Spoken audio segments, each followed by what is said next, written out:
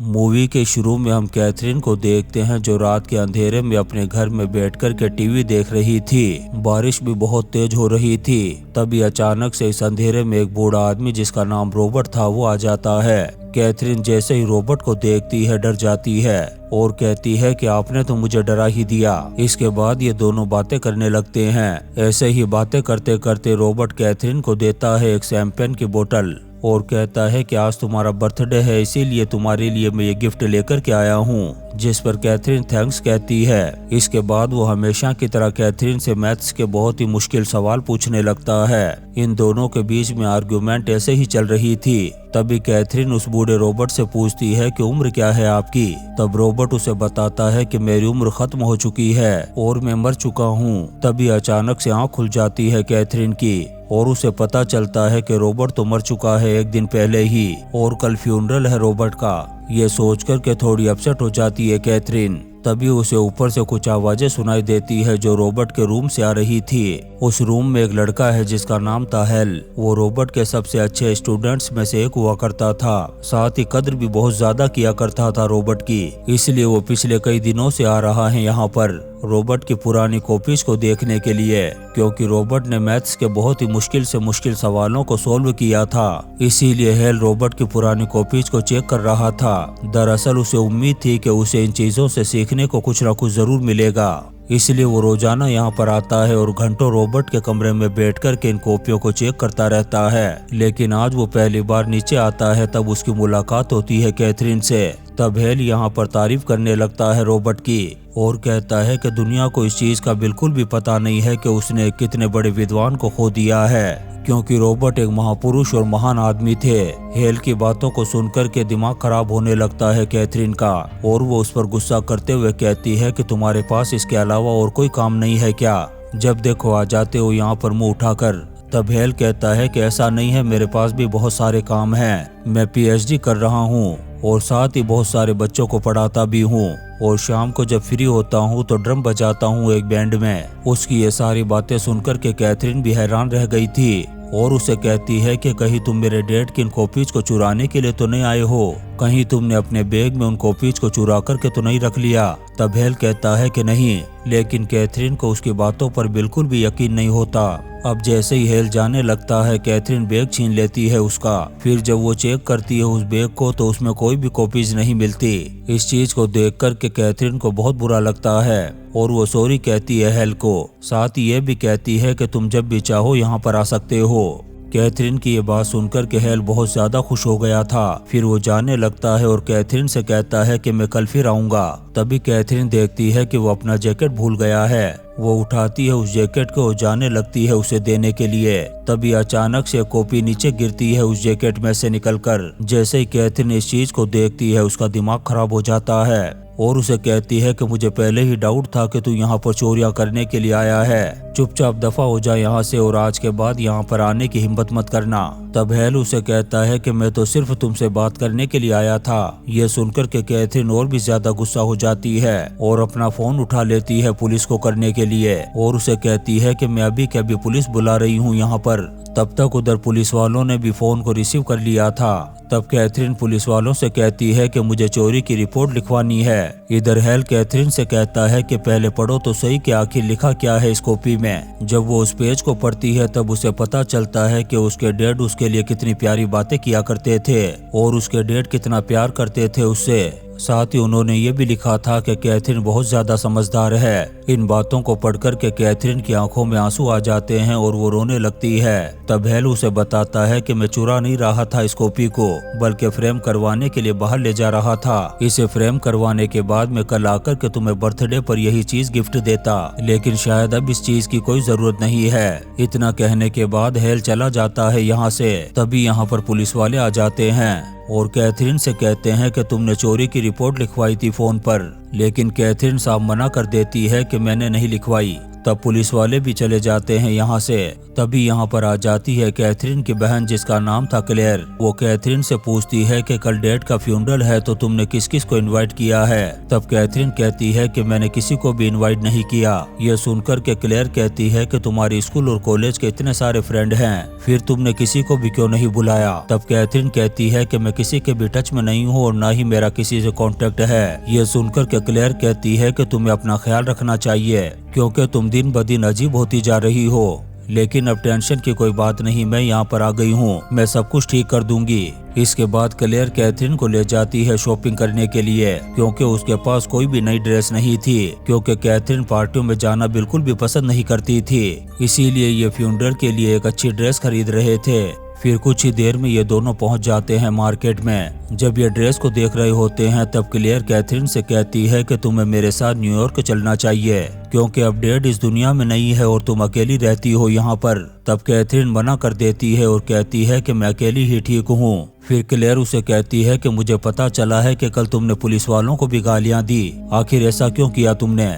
तब कैथरीन कहती है कि मुझे एक लड़के पर डाउट था और मैं उसे बाहर निकलवाना चाहती थी, लेकिन जब पुलिस वाले आए तब मैंने उनसे कहा कि मुझे कोई भी रिपोर्ट नहीं लिखवानी क्योंकि तब तक वो लड़का जा चुका था। दरअसल उस लड़के की कोई भी गलती नहीं थी, मैंने ही गलत इल्जाम लगा दिया था उस पर। यह सुनकर के क्लेयर नाम पूछती है उस लड़के का। तब कैथरीन बताती है कि उसका नाम था हेल। अब एक के बाद एक ऐसे ही बहुत सारे सवाल पूछने लगती है क्लेयर उससे, जिससे दिमाग खराब होने लगता है कैथरीन का। फिर वो जैसे ही घर पहुंचती है तो वहां पर देखती है हेल को और क्लेयर से कहती है कि यही वो लड़का है हेल, अब जितने सवाल पूछने हैं पूछ लो इससे, लेकिन मेरा दिमाग खराब नहीं करो और मैं न्यूयॉर्क भी नहीं जाना चाहती तुम्हारे साथ। फिर थोड़ी देर बाद सारे लोग पहुंचते हैं फ्यूनरल में। यहाँ पर सभी लोग रॉबर्ट की तारीफ करते हुए उसके बारे में अच्छी अच्छी बातें बोल रहे थे।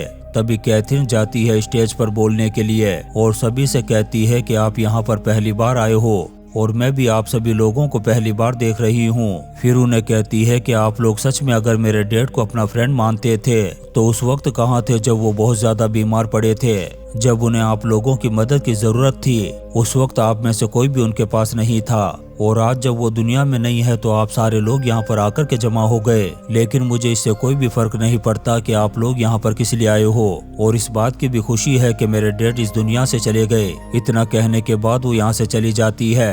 कैथरीन की बातों को सुनकर के सारे लोग चौंक गए थे। फिर जब रात होती है तो कैथरीन के घर पर पार्टी चल रही थी। यहाँ पर भी आते हैं रॉबर्ट के बहुत सारे लोग, सभी लोग खूब एंजॉय कर रहे थे। क्लेयर भी बहुत ज्यादा खुश नजर आ रही थी। तभी यहाँ पर एक टीचर आता है जो क्लेयर को लाइन मारने लगता है। क्लेयर भी इस चीज में उसका साथ दे रही थी। कैथरीन इन सारी चीजों को देख कर के बहुत ज्यादा परेशान हो रही थी। हेल भी ये देख कर के समझ जाता है, इसलिए पास आता है कैथरीन के। फिर वो उससे बातें करने लगता है मैथ्स के बारे में। तब उसे पता चलता है कि कैथरीन का दिमाग बहुत तेज है मैथ्स को लेकर के। अब ये दोनों ऐसे ही बातें कर रहे थे। तभी हेल को याद आता है कि उसे जाना है ड्रम बजाने के लिए। दरअसल उसका पूरा बैंड यहीं पर आया हुआ था, इसलिए हेल जाता है और बजाने लगता है ड्रम। फिर थोड़ी देर बाद वो वापस आता है कैथरीन के पास। तब कैथरीन उसे लेकर के जाती है अपने रूम में। तब हेल कैथरीन के रूम को देखता है जिसमें सिर्फ मैथ्स की किताबें रखी हुई थी। इन चीजों को देख कर के हेल बहुत ज्यादा इम्प्रेस्ड हो गया था कैथरीन से। अब ऐसे ही वो धीरे धीरे करके नजदीक आने लगता है कैथरीन के और कहता है कि मैं तुम्हें बहुत ज्यादा पसंद करता हूँ, उस दिन से जब से मैंने तुम्हें कॉलेज में पहली बार देखा था। यहाँ पर हमें पता चलता है कि कैथरीन भी लाइक करती थी हेल को। इसके बाद ये दोनों एक दूसरे के साथ क्वालिटी टाइम स्पेंड करते हैं। वहीं दूसरी तरफ सारे लोग पार्टी को एंजॉय कर रहे थे, लेकिन जैसे ही सुबह होती है कैथरीन आकर के बैठ जाती है बाहर और उसके गले में एक चाबी भी थी जिसे वो अपने हाथों से पकड़ कर के घुमा रही थी। तभी थोड़ी देर बाद हेल आता है यहाँ पर। फिर वो कैथरीन से जब बातें कर रहा था तभी कैथरीन उसे वो चाबी देती है और कहती है कि तुम इस चाबी को लेकर के डैड के कमरे में जाओ, वहाँ पर एक ड्रॉ है, ये उसी की चाबी है, उसे खोल कर के देखना, उसमें तुम्हें कुछ मिलेगा। हेल उस चाबी को लेकर के चला जाता है ऊपर रूम में। तभी यहाँ पर क्लेयर आती है और कैथरीन से कहती है कि मैं इस घर को बेचना चाहती हूँ, साथ ही मैं चाहती हूँ कि तुम भी मेरे साथ न्यूयॉर्क चलो, वहाँ पर तुम बहुत खुश रहोगी। ये सुनकर के कैथरीन को गुस्सा आ जाता है और वो क्लेयर से कहती है कि मैंने अभी अभी अपने डेड को खोया है और मैं इस घर को नहीं खोना चाहती। वो क्लेयर पर गुस्सा करते हुए कहती है कि तुम एक सेल्फिश लड़की हो, इतने सालों बाद यहाँ पर आई हो और अब इस घर को बेचना चाहती हो। ये दोनों काफी देर तक लड़ते रहते हैं ऐसे ही। तभी यहाँ पर हेल आता है जो बहुत ज्यादा खुश नजर आ रहा था। वो कैथरीन से कहता है कि तुमने तो कमाल कर दिया, अब हम हर जगह आएंगे, अखबार, न्यूज़पेपर, मैगजीन में। लेकिन क्लेयर को उसकी बातें बिल्कुल भी समझ में नहीं आ रही थी। तब वो क्लेयर को एक कॉपी दिखाते हुए कहता है कि इसमें प्रूफ है एक प्राइम नंबर का, जिसे आज तक कोई भी प्रूफ नहीं कर पाया था, लेकिन इस कॉपी में वो प्राइम नंबर प्रूफ हो चुका है और ये एक बहुत बड़ी बात है। जैसे इस चीज के बारे में लोगों को पता चलेगा, लोग हैरान रह जाएंगे। अब यहाँ से कहानी फ्लैशबैक में जाती है, जहाँ पर हम कैथरीन को देखते हैं जो अपने स्कूल में असाइनमेंट को सबमिट कर रही थी। तभी उसका टीचर आकर के कहता है कि तुम्हें अपने असाइनमेंट को दोबारा से करना होगा। ये सुनकर के कैथरीन कहती है कि ठीक है। तभी अचानक से उसके पास कॉल आता है उसकी बहन क्लेयर का। वो कैथरीन को बताती है कि डैड की तबीयत फिर से खराब हो रही है, पता नहीं वो अजीब अजीब सी हरकतें कर रहे हैं, तुम्हें जितना जल्दी हो सके उनके पास पहुंचना होगा। क्लेयर की बात सुनकर के कैथरीन फौरन निकल पड़ती है अपने डैड के पास जाने के लिए। लेकिन जब वो घर पहुंचती है तो देखती है कि वहाँ पर उसके पिता कहीं भी नहीं थे। वो चारों तरफ ढूंढने लगती है अपने डैड को। जब वो आउट हाउस के बाहर जाती है तब अपने डैड को देखती है जो वहीं पर बैठे हुए थे। ये देखकर के वो हैरान हो गई थी क्योंकि बाहर बहुत ज्यादा ठंड थी और वो इतनी ठंड में बगैर कपड़ों के बाहर बैठे हुए कुछ लिख रहे थे। कैथरीन अपने डैड से पूछती है कि आप यहाँ पर क्या कर रहे हो। ये सुनकर के रॉबर्ट उसे कहता है कि मशीन ने काम करना शुरू कर दिया है। यहाँ पर हमें पता चलता है कि रॉबर्ट अपने दिमाग को मशीन कहा करता था। वो उसे बताता है कि कुछ चीजें मैंने जो आधी अधूरी छोड़ी थी, अब मैं उन्हें पूरा करना चाहता हूँ और इस काम में तुम मेरा साथ दोगी। इतना कहने के बाद वो कुछ सवाल पूछने लगता है कैथरीन से। अपने डैड को इतना एक्साइटेड देखकर के कैथरीन भी बहुत ज्यादा खुश हो गई थी। अब यहाँ से कहानी वापस से प्रेजेंट में आती है और जब हेल और क्लेयर कैथरीन को वो कॉपी देखने के लिए कहते हैं तब कैथरीन कहती है कि मैंने ही लिखा है इसे, इसलिए मैं अच्छी तरह से जानती हूँ कि इसमें क्या है। उसकी बात सुनकर के ये दोनों बहुत ज्यादा हैरान हो गए थे। क्लेयर जब उसमें लिखी हुई राइटिंग को देखती है तो और भी ज्यादा चौंक जाती है। वो उसे कहती है कि ये तुम्हारी राइटिंग नहीं बल्कि डैड की राइटिंग लगती है। कैथरीन हेल से कहती है कि तुम देख करके बताओ। तब हेल भी कंफ्यूज हो गया था। इससे कैथरीन का दिमाग खराब हो जाता है और इनसे कहती है कि आखिर तुम लोग मुझ पर भरोसा क्यों नहीं करते कि ये सब कुछ मैंने किया है। वो हेल से कहती है कि मैं जानती हूँ दुनिया डैड की पूजा किया करती थी, उन्हें विद्वान मानती थी, लेकिन मेरा यकीन करो ये चीज मैंने की है। लेकिन ये उसकी बात मानने को बिल्कुल भी तैयार नहीं थे। हेल कैथरीन से कहता है कि अगर तुम किसी को भी दिखाओगी तो वो भी यही कहेगा कि ये तुम्हारे डैड की हैंडराइटिंग है और ये काम उन्होंने ही किया है। फिर वो कैथरीन से कहता है कि ठीक है, मैं इस कॉपी को लेकर के यूनिवर्सिटीज में जाऊंगा और जो तुम्हारे डैड के सबसे ज्यादा करीबी थे उन्हें दिखाऊंगा। इससे दो चीजें साफ हो जाएंगी, एक तो ये कि वो बता देंगे कि ये काम तुम्हारे डैड ने किया है या तुमने, और दूसरा ये भी हमें पता लग जाएगा कि क्या ये सच में प्रूफ हुआ है या नहीं। कैथरीन भी इस चीज को मान जाती है। अब यहाँ से कहानी फिर से जाती है फ्लैशबैक में, जहाँ पर हम कैथरीन को देखते हैं कि वो सारा दिन अपने डैड के साथ ही बैठी रहा करती थी और उसके डैड भी उससे मैथमेटिक्स के सवाल पूछा करते थे।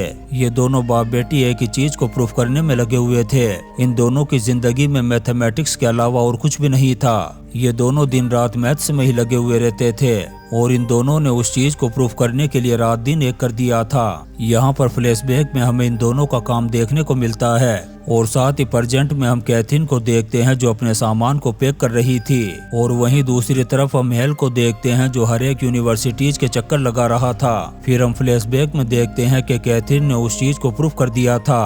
प्रूफ करने के बाद वो उस कॉपी को लेकर के पहुंचती है अपने डैड के पास, लेकिन इससे पहले ही उसके डैड कहते हैं कि मैंने उस चीज को प्रूफ कर दिया है। ये सुनकर के कैथरीन उन्हें अपनी कॉपी नहीं दिखाती।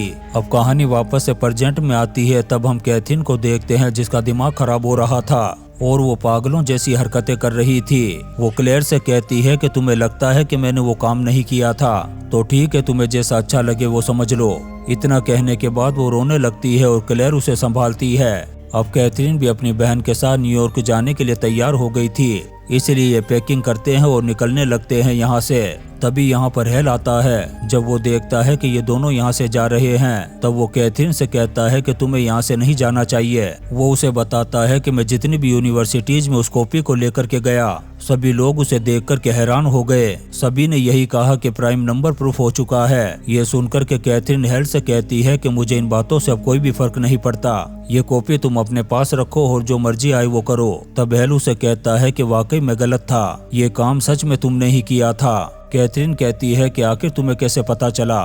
तब हेल बताता है कि इस थ्योरी में बहुत सारे नए फार्मूले यूज किए गए हैं और ये सारे फार्मूले उस वक्त इजाद हुए थे जब तुम्हारे डैड बीमार हो चुके थे, इसीलिए उन्हें इन फार्मूलाज के बारे में कुछ भी पता नहीं था और यही चीज प्रूफ करती है कि ये काम तुमने किया है। लेकिन फिर भी कैथरीन यहाँ से जाना चाहती थी। हेल उसे बहुत कोशिश करता है रोकने की, लेकिन कैथरीन उसकी बात नहीं सुनती और जाने लगती है। तभी हेल वो कॉपी जो उसकी गाड़ी में फेंक देता है और कहता है कि ये तुम्हारी चीजें है। फिर जब कैथरीन एयरपोर्ट पहुंचती है तो उसे वो सारी चीजें याद आने लगती है। उसे एहसास होने लगता है कि वो कहीं ना कहीं कुछ गलत कर रही है। तभी कहानी फिर से जाती है फ्लैशबैक में और हम उस वक्त को देखते हैं जब वो अपनी प्रूफ की हुई चीज को लेकर के अपने डैड के रूम में गई थी और उसके डैड ने भी कहा था कि मैंने उसको प्रूफ कर दिया है। जब वो जाने लगती है तब उसके डैड उसे रोक कर के कहते हैं कि रुको, पहले इस कॉपी को पढ़ो। तब कैथरीन ने कहा कि मैं कल पढ़ूंगी इसे। ये सुनकर के रॉबर्ट गुस्सा हो जाता है और कैथरीन से कहता है कि मैंने बरसों तक इसमें मेहनत की और तुम्हें इसमें कोई भी इंटरेस्ट नहीं है। मैं चाहता हूँ कि तुम अभी इस चीज को पढ़ो और वो भी तेज आवाज में। जब कैथरीन उस चीज को पढ़ने लगती है तब हमें पता चलता है कि रॉबर्ट ने इस कॉपी में मैथ्स के बारे में कुछ भी नहीं लिखा था, बल्कि सिर्फ मौसम के बारे में लिखा था कि गर्मी के बाद बारिश आती है और बारिश के बाद सर्दी। इन सारी चीजों को पढ़कर के कैथरीन की आंखों से आंसू आ गए थे क्योंकि उसे पता चल चुका था कि उसके डैड की दिमागी हालत अभी भी ठीक नहीं है। फिर रॉबर्ट कैथरीन से कहता है कि मैं बहुत ज्यादा थक चुका हूँ। इतना कहकर के वो चला जाता है अपने रूम में। अब कैथरीन ड्रॉर खोलती है और रख देती है उस कॉपी को अंदर जिसमें उसने प्राइम नंबर को प्रूफ किया था और ताला लगा कर के चाबी रख लेती है और ये वही चाबी थी जो उसने हेल को दी थी। कहानी फिर से प्रेजेंट में आती है और हम कैथरीन को देखते हैं जिसे एहसास हो चुका था कि वो गलत कर रही है क्योंकि वो अगर न्यूयॉर्क गई तो सारी चीजें खत्म हो जाएगी। फिर कैथरीन अचानक से खड़ी होती है और अपनी बहन से कहती है कि मैं न्यूयॉर्क नहीं जाऊंगी। इतना कहकर के वो भाग जाती है एयरपोर्ट से बाहर। यहाँ से वो सीधी जाती है यूनिवर्सिटीज ऑफ शिकागो क्योंकि वो अच्छी तरह से जानती थी कि हेल उसे यहीं पर मिलेगा। वो एक जगह पर बैठ जाती है। तभी आता है यहाँ पर हेल। कैथरीन हेल से कहती है कि मुझे लगता है मैं अपने डैड के जैसी बनती जा रही हूँ। तब हेल कहता है कि शायद तुम उनसे भी बेहतर बन सकती हो। ये सुनकर के हिम्मत आ जाती है कैथरीन में और वो कॉपी को बाहर निकालती है और ये दोनों उसे देखने लगते हैं और कैथरीन हेल से कहती है कि अब हम इसे शुरू से शुरू करेंगे और इसी सीन के साथ ये शानदार मूवी प्रूफ खत्म हो जाती है। दोस्तों, हम आपके लिए ऐसी ही इंटरेस्टिंग मूवीज एक्सप्लेन करते रहेंगे, तो आप चैनल को सब्सक्राइब जरूर करें और लाइक और कमेंट्स भी करें। Thank you.